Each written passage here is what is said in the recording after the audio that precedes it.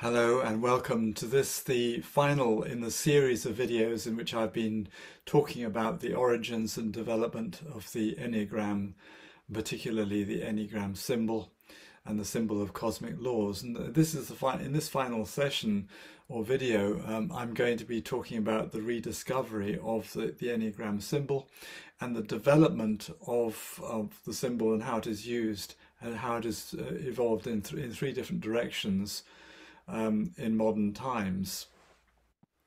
Well, this is just to show you what's ahead in this video. I need to begin by talking about George Ivanovich Gurdjieff and his life and how he discovered the Enneagram and then passed the wisdom of the Enneagram along with developing a completely new way of working with the cosmic laws, if you like, to be able to become a fully developed and more rounded human being.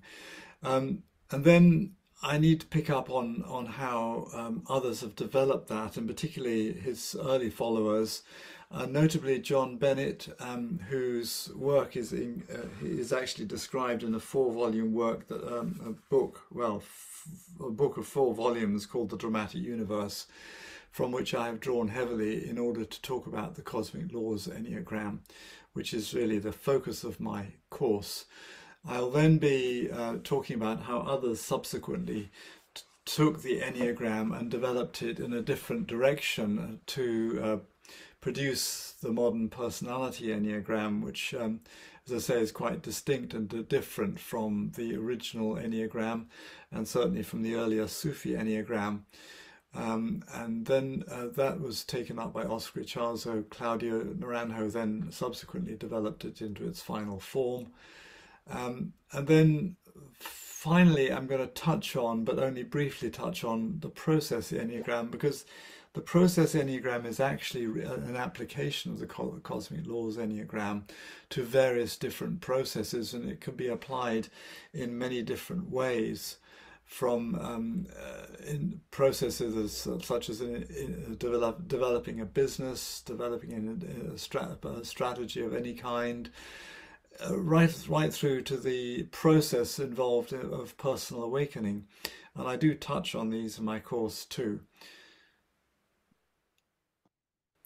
So George Ivanovich Gurdjieff was born somewhere between 1866 and 1877.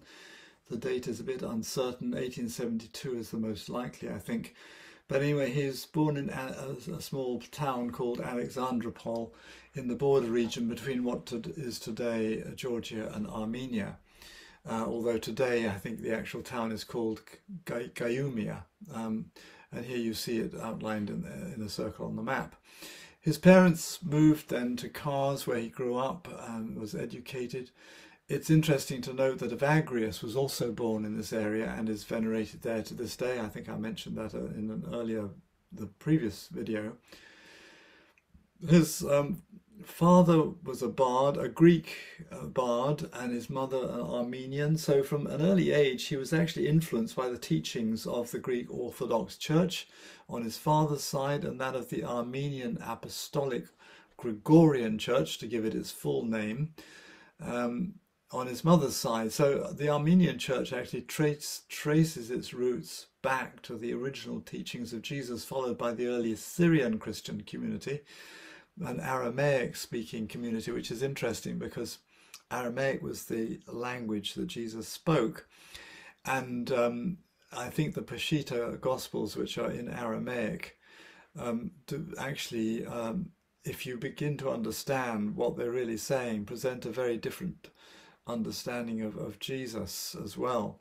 Anyway, John Bennett, who worked closely with Gurdjieff for many years, said that Gurdjieff didn't forget the importance of the Armenian, Assyrian, Nestorian and other churches of his early days, and was powerfully influenced by the realization that something had been preserved in the Armenian church and also among the Assyrians and Nestorians, which was connected with a process of the spiritual transformation of man, or humanity, human beings, which they in their turn had probably inherited from earlier traditions of the Chaldeans, with which to a great extent we have lost contact. Now that is a quote from Bennett in his book Gurdjieff, A Great Enigma, page 33.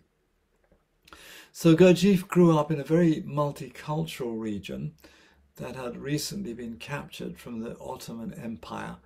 And there were Armenians, Russians, Caucasus Greeks, Gregorians, Turks, Kurds, Yazidis, all living there together. So though a Christian in the Greek Orthodox tradition, he was exposed to many different religious traditions and became fluent in a number of different languages. As a young man, he was trained both as a priest and a physician, but he became disillusioned with the narrow orthodoxy of the Christianity he encountered as a youth. So he began to read scientific literature in Russian books, but having witnessed some paranormal phenomena, which he couldn't explain, he gradually became convinced that all of these different religious traditions had inherited some genuine ancient knowledge in a much purer form. But this had been corrupted by religion, or the institutional religion, and was denied by the modern scientific view of the world, of his time, I should say. There's a big paradigm shift going on in our current days, I believe. So anyway, he travelled widely, not only in the Caucasus region around Tbilisi or Tiflis, and to the monasteries that existed on the shores of the Black Sea, but also in Egypt, India, Tibet, Afghanistan, and the region of Turkestan. And all the time he was seeking for the source of this much purer truth. And it is also quite likely that in the course of his travels he came across the Armenian corpus of Evagrius's work, which had come to light in the early 20th century. Gurdjieff was never very open about the source of his teachings. Uspensky, a student of his, said about him, about schools and where he had found the knowledge he undoubtedly possessed, he spoke very little, and always superficially. He mentioned Tibetan monasteries, the Chitral, the Mount Athos, Sufi schools in Persia, in Bokhara, and eastern Turkestan. He mentioned dervishes of various orders, but all of them in a very indefinite way. Now, Gurdjieff's own account of his wanderings appears in his book, Meetings with Remarkable Men. It's interesting to note that his account centres on 9 people who had an impact on his life, starting with his father, the number 9, of course, being the number of completeness and an important Enneagram number. So scholars consider this not to be an accurate record of events. Now, this may have been due to the bias against accepting miraculous healings and possibly the paranormal as a reality, but it's more likely that Gurdjieff was deliberately keeping the real sources of his knowledge and wisdom secret. Now, one of those who made a deep impression on him in his early years was a certain Father Evlissi, who had a prominent position in an Essene monastery close to the Dead Sea, near Kars. Now, that may not have been his real name, but it's clear that he was influenced by what he learned from the Essenes, whose wisdom and knowledge was based in First Temple Judaism and has been incorporated, I believe, into the Enneagram as well. Now, as for where he discovered the Enneagram itself, as I indicated in my first video about the ancient roots of the Enneagram, it was most likely to have been in a Sufi monastery in the borders between Afghanistan and Turkmenistan. Gurdjieff mentions the Samun or Saman society several times, but in the only book that Gurdjieff published in his lifetime, The Herald of Coming Good, he mentions his contact with a brotherhood in a monastery in Persia. Bennett, John Bennett I'll be talking about later, who researched Gurdjieff's sources after his death, visiting all the places he knew he had been, says that this group was most likely to have been the Al-Ihaq Brotherhood, translated People of Truth, and it was founded by Sultan Sahak in 1316. Their monastery in western Iran is in western Iran. It's, I think, in Kurdish territory. And their purpose was to be the guardians of ancient traditions handed down generation after generation. However, the fact that this group preserved Nestorian traditions as well as more ancient traditions of the Zoroastrians and the ancient Chaldeans, suggests a much more ancient origin. On the other hand, there's evidence that Sufi Enneagram, as mentioned in my last video, is associated with a Naqshbandi Sufi tradition based in Bukhara. So Bennett believed that when Gurdjieff wrote about his encounter with the Bukharian dervish Boga Eddin in meetings with remarkable men, it may have been to a meeting with the Naqshbandi order that he was referring. Well, as Fatima Christlieb says, more research is needed to uncover the truth of the source that entrusted the wisdom of the Enneagram to Gurdjieff. So having found what he thought was a major source of this ancient wisdom and knowledge, he founded his Institute for the Harmonious Development of Man in Moscow in 1912. And his focus was not actually on the Enneagram, but on doing the work necessary on oneself in order to wake up and become who we really are. So when he called, which he called the fourth way, to distinguish this way from the way of the fakir, the way of the monk, and the way of the yogi. And I mentioned that a little bit in my first session of the Enneagram course. And then in 1914, he set up a branch of this school in St. Petersburg. So a record of his teaching, as I said, was kept by this journalist student called Peter Uspensky, who joined the school. He wasn't the one in the first cohort. This was only published in a book called In Search of the Miraculous, shown here, in 1949, which was 2 years after Uspensky's death and the same year in which Gurdjieff died in France. I believe Gurdjieff did actually give his blessing to the publication of that book, certainly orally to one of his close associates. And it is in this book that we see the Enneagram symbol, as I've shown here on the page where it appears. Rather controversially, Gurdjieff used to deliberately trigger his students' habitual reactions to demonstrate the fact that they were functioning in a fixated and automatic way. They were acting like machines rather than free human beings. And of course, it was around this time that Sigmund Freud was also developing the idea of the subconscious defense mechanisms. So Gurdjieff would say that if we live our lives without waking up, it will be a wasted life. Gurdjieff introduced the Enneagram not so much as a typology, but as a symbol representing the universal laws, which is why I've entitled my updated and latest course, The Enneagram of Cosmic Laws. So when the Bolshevik Revolution broke out in 1917, he moved with some of his students to the Caucasus, where he set up a temporary study community in Yessentuki. It was during that time in 1918 that his sister Anna arrived there as refugees escaping the genocide, the Armenian genocide, and told him that the Turks had shot his father in his town of birth, Alexandropol. So the area became, as the area became increasingly threatened by civil war, Gurdjieff then left Yessentuki with 14 companions, excluding his family. I don't know quite what happened to them, but Uspensky also had left him at that point. And after a number of delays, they ended up in Tbilisi, or Tiflis as it was called, I think, capital of Georgia. So it was whilst he was in Tbilisi in the spring of 1919 that he first met the artist Alexandra de Salzman and his wife Jean, and accepted them as pupils. And he was assisted by Jean de Salzman, who was, if you like, a trained dancer. Gurdjieff gave the first public demonstration of sacred dances, for which he is now well known, but for the music he relied on a couple who had been with him since 1916, Thomas and Olga de Hartmann.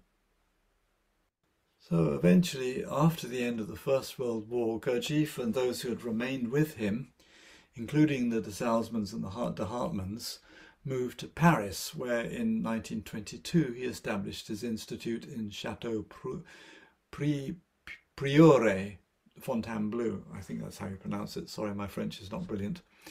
So one of the ways in which he helped his students to experience the mystery and the wisdom of the Enneagram was through dance movements that I mentioned in the previous slide.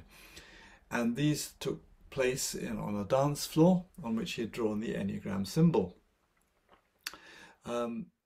So Beelzebub's Tales to his Grandson, or an objectively impartial criticism of the life of man, is the first volume of the All and Everything trilogy. Now, the other two being Meetings with Remarkable Men, to which I've already referred, and the final one, Life is Real Only When I Am, which actually wasn't completed, and he wrote right at the end of his life. So the book was actually intended to be the main study tool for the Gurdjieff Fourth Way teachings. Gurdjieff's idea of work is central to these teachings. Gurdjieff went to great lengths in order to actually increase the effort needed to read and understand it. Gurdjieff himself once said, "I bury the bone so deep that the dogs have to scratch for it." So the book covers many topics. It's in the form of it is an allegory in the form of a kind of science fiction book, really, but it's a myth in a sort of in a literary form all of its own. It contains lots of very difficult neologisms, that's new words which he invented. So though he doesn't mention the Enneagram nevertheless a careful analysis of the content shows that Gurdjieff appears to have structured the whole book on the basis of the cosmic laws symbolized in the Enneagram, and sort of hidden away in the very difficult neologisms that he uses is an expression of the law of three, for example, for which he uses the term triam mazikam, and the law of seven, for which he uses the term heptaparaparshinoch. Well, if you want to check out the details of all of this, I suggest you can find it in a book by Keith Buzzell, Perspectives on Beelzebub's Tales, and Keith Buzzell is an active participant in Gurdjieff groups.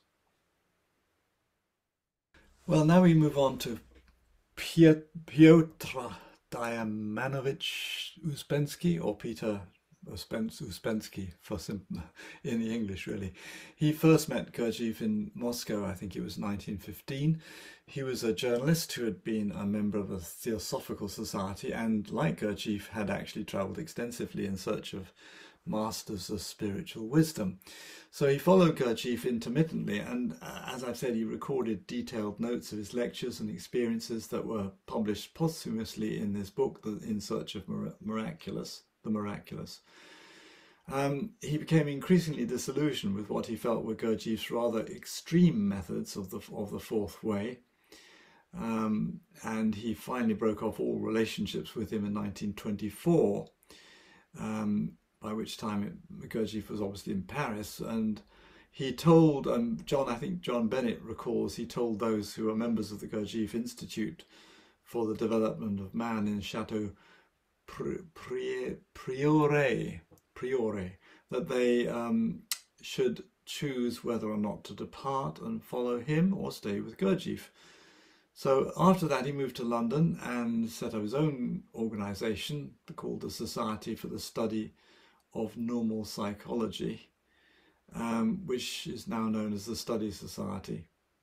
So Uspensky's lectures in London were attended by such literary figures as Aldous Huxley, T.S. Eliot, Gerald Heard, and other writers, journalists and doctors, and one of whom I'll talk about later. His influence on the literary scene of the 1920s and 30s, as well as on the Russian and avant-garde, was immense, but remains rather little known. Well, moving on to other followers of Gurdjieff. Well, Madame de Salzmann, we've already mentioned, by Gurdjieff's death, she was a widow. She'd been with him since his time in Tbilisi. And after Gurdjieff died, she continued to pass on his teachings in the Institute in Paris. Now, one of the other people that followed him closely, as well as Uspensky, was Dr. Maurice Nicoll. 1884 to 1953. He was a Scottish physician and a psychiatrist. He met Gurdjieff when he was 37 and began writing about what he had learned both from Gurdjieff and Uspensky. Now, his detailed studies of both their teachings are contained in his psychological commentaries on the teaching of Gurdjieff and Uspensky, the second volume of which contains a helpful explanation of the Enneagram of cosmic laws.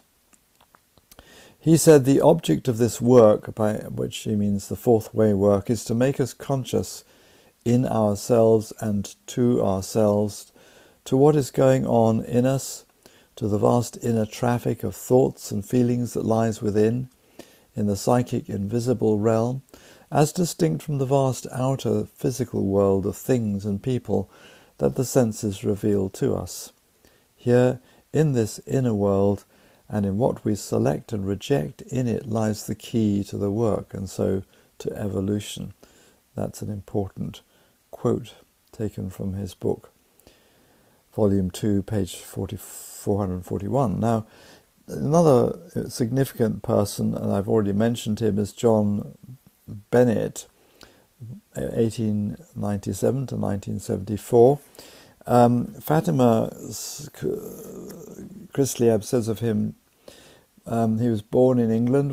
He was a versatile and passionate man who studied Turkish at the School of Oriental and African Studies at the University of London and worked as a diplomat in Constantinople, where he met Gurdjieff in 1921. He later supported him in his failed attempt to set up a school in London and lived with the study group around Gurdjieff at several moments in his life. And in 1946 he founded the Institute for the Comparative Study of History, Philosophy and the Sciences in Kingston upon Thames, near London, and he accompanied Gurdjieff in his last days. So, as I've said, he had this curiosity to find out where on earth Gurdjieff had found his the wisdom of the Enneagram, the symbol of the Enneagram, and did a lot of research on that. But the most important thing is his book, The Dramatic Universe, 4 volumes that I've mentioned earlier on, and from which I've drawn some of my material for the Enneagram of Cosmic Laws. Now, the third person to mention is Charles Knott. I mean, I could mention others, but Charles Stanley Knott, he was born in Bedfordshire, and he kept a diary beginning, I think, in 1924, filled it over years with events he observed and experienced at Gurdjieff's school. So he records things that do not appear in the accounts of any of the other students. So he mentions the fact that the dance movements based on the Enneagram came from a religious order seated near Mount Ararat, the Eyesores, a Christian sect tinged with Sufism. Well, I don't know whether that needs to be checked out, but then another thing he claimed or said of what Gurdjieff told him, that the series of movements were also based on a very ancient, well, it was based on the very ancient symbol of the Enneagram, mathematically constructed like the movements of the order of pure Essenes, which is founded hundreds of years before Christ. So there's another reference to the Essenes. So moving on to the next generation of Enneagram writers, the first to mention we mentioned is Rodney Collins. He was British, born in 1909, and a student of Uspensky, and he was the author of Celestial Influence and the Theory of Eternal Life. He uses the Enneagram as a model to explain the universe and the place of the human being within it.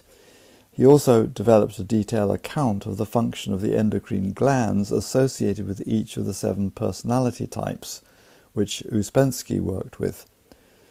So he concludes that only by effectively and permanently overcoming the old personality is it possible to acquire a new plane of consciousness. Now, another person to mention is Anthony Blake. He was a disciple of Bennett's until Bennett died, and he studied physics at the university, I think it's in Bristol. Then he went to Cambridge to study history and philosophy of science. So he worked with John Bennett for several decades, and he published another book in 1996 called The Intelligent Enneagram. And so that's a very useful book to refer to for anybody who's interested. Now, his studies in physics meant that he had no difficulty in understanding an exchange of letters that Bennett maintained with David Bohm. You remember he's the famous physicist who in 1950 published the quantum theory. Now, Blake had been Bohm's student in Bristol also and was able to integrate his quantum theories with the Enneagram, which is a sort of updating the science that Gurdjieff had in the background of his Enneagram, which needed updating. Okay, well, we're going to move on now to those that actually began to develop what has now become the personality Enneagram, and we have to begin with Oscar Ichazo. He was born in Bolivia in 1931, and he lived for a time in Buenos Aires, in Argentina and other places in South America, notably Chile. He was educated in a very strict Jesuit school, but from an early age he read very widely. Now, in Oscar's earlier years, Oscar Ichazo's earlier years, he studied extensively in all the sort of major schools of philosophy, Eastern and Western, and medicine, history, psychology, law, and all the world religions such as Buddhism, Islam, Judaism, Kabbalah, particularly Hinduism, Gnosticism, Sufism. He had a very well-appointed library, which actually he had inherited from a scholarly uncle in 1943. So in 1950, when he was just 19 years old, he was introduced to a group of people in Buenos Aires who were interested in the esoteric teachings of various masters, and he was introduced by a 60-year-old man he met in La Paz apparently, but the gentleman asked him not to reveal his name. It was through that group that he actually heard about the teachings of Uspensky and Gurdjieff. Now, Ichazo was interested in applying Gurdjieff's ideas to a systematic exploration of different dimensions of consciousness that the group in Buenos Aires were learning how to experience, actually. And so between 1956 and 1960, whilst he was actually he moved over to Santiago in Chile, he made a number of extensive trips to Iran, North Kashmir, Pamir in western Tajikistan, where he also studied Tantra and Sufism. So you can see his wide eclectic, although he was a Jesuit by sort of base, he was very open to all sorts of other traditions. So what is now known as the personality Enneagram is derived from a system of enneagons, as Ichazo called them initially, and you remember how that goes back to ancient Egypt and the Greek number 9, ennea. The ancient Egyptians categorized everything into groups of 9.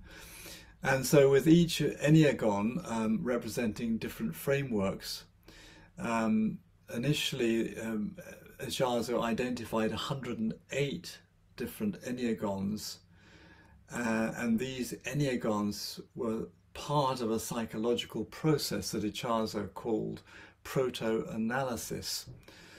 However, the modern personality Enneagram only focuses on 4 of them: the Enneagram of holy ideas, the Enneagram of virtues, the Enneagon of virtues, the Enneagon of fixations, and the Enneagon of passions. Holy ideas being, if you like, the way which we perceive reality and a true perception of reality, whereas the fixations were a narrow or incorrect perception of reality, which causes all sorts of problems.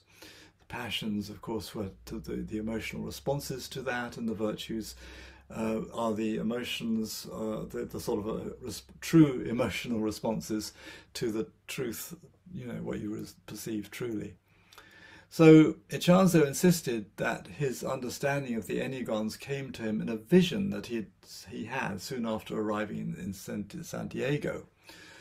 However, he also said that this didn't come out of the blue, but was also the result of a long process of investigation, analysis, and careful study of theology, philosophy, and mysticism, and our scientific knowledge of physics, biology, and medicine. So, although I haven't found any explicit reference to other sources of inspiration, he was certainly familiar with the 9 divine essences of Kabbalah's Tree of Life, and I've no doubt also that he was also familiar with Plotinus, whom I mentioned in the last video. Now, Plotinus believed there was a relationship between the One, the divine essence, the world of concepts, and the physical world. And he taught that human beings had the capacity to come into a direct knowing of these deeper realities, these truths, through a sense of beauty. Now, he identified 3 kinds of beauty that we can perceive: physical beauty, moral beauty, and intellectual beauty. And these, I believe, relate to the 3 centers of intelligence that Gurdjieff described in the Enneagram. There's the physical beauty of the moving center, which is seen when the body is moving in a balanced way, seen in the dances, for example. And this idea was eventually applied to balancing all of our 3 fundamental instincts: the self-preservation instinct, the sexual instinct, and the social instinct. Then there's the moral beauty of the emotional center, which consists of 9 virtues, such as serenity, humility, veracity, courage, sobriety, etc. And then there's the intellectual beauty of the intellectual centers found in the holy ideas, which are various non-dual perspectives on reality. So all of the Enneagram types, no matter where their personality number is, have a virtue, which is the higher emotion of their type, and a holy idea, which is the higher way of thinking about or perceiving reality, that is particular to their type. So when we are in presence and connected to the divine ground of being, these qualities show up in contrast to the passions that dominate our responses to life and take us away from presence, which is what Evagrius was talking about. So Icharzo taught that man is born in essence and degrades to their ego or personality. Actually, this is just the same as what was taught by Gurdjieff. And it comes from the ancient roots of the Enneagram, where which we've looked at in previous sessions. Particularly, I think, with Evagrius. So within essence, when we're in touch with our holy ideas and our virtues, but when the connection with the essence is severed, a regression occurs and an ego or personality is formed. So Icharzo was one of those who integrated the 9 passions originally described by Evagrius and seen in Ramon Lull's Proto-Enneagram symbol, with what actually became the modern personality Enneagram. Now, how Icharzo arrived at the order in which these different passions and virtues are placed around the Enneagram is not clear, but I wonder if it could have something to do with the order in which they are found in the Odyssey. So we're going to now move on get further to Claudio Naranjo. Now, Fatima Christlieb notes that from 1965, Icharzo systematized his ideas, and in 1969 he presented his theory of proto-analysis and his doctrine of ego fixations at the Institute of Applied Psychology in Santiago. And here is where he met Claudio Naranjo, who introduced him to the members of the Esalen Institute in Big Sur, California. And the following year, he invited Icharzo invited them to a 10-month training session in Arica, North Chile, where among other things, he taught them the Enneagram as well. So Naranjo adopted Icharzo's model and developed the Enneagram of personality into the form in which it is used today. Now, the people from whom I learnt the personality Enneagram, the people like Russ Hudson, Helen Palmer, Jessica Dibb, Beatrice Chestnut, and Uranio Pays, were all pupils of Naranjo's, and in his school, which he called Seekers After Truth. Before I finish up, I just want to briefly touch about the idea of the process Enneagram. Now, actually, the Enneagram of cosmic laws, in a sense, is very definitely a process. It talks about a process. It enables us to understand the process that is needed for us to be transformed as human beings. And so we can, there are people that that have suggested we need to use the Enneagram as in the process of awakening. And here is one particular model you can find. And I will be mentioning more about this in the course in which I teach as well. But there are others have taken it in a different direction. So here is another Enneagram figure, but again the words around the outside and therefore what the numbers mean are different. Because here you are applying the Enneagram as a way of understanding how organizations or businesses or individual work can be understood. So this is the process Enneagram as developed by somebody called Richard Knowles, and I think I'm sure there are others too. And the process Enneagram is presented as a wonderful framework and map to assist leaders and consultants in following the most effective sequence of steps in planning a process. And it's also a powerful diagnostic tool. So you can apply this in so many different ways. And I will touch on just a few different ways in my Enneagram course as well. But it is all dependent upon the law, understanding the law of 1, the law of 3, and the law of 7, which is what the cosmic Enneagram is all about. Well, that brings me to the end of this video and also the end of the whole series of videos. I hope you've enjoyed it and found it interesting. Again, if you want to pursue this further, you can search for my course and register to participate in my course either live or through recorded sessions through the Edinburgh International Centre for Spirituality and Peace, EICSP, www.eicsp.org, I think it is. I'll put a link to the website and to the page where you can do the registration in a comment. So that's all. Bless you.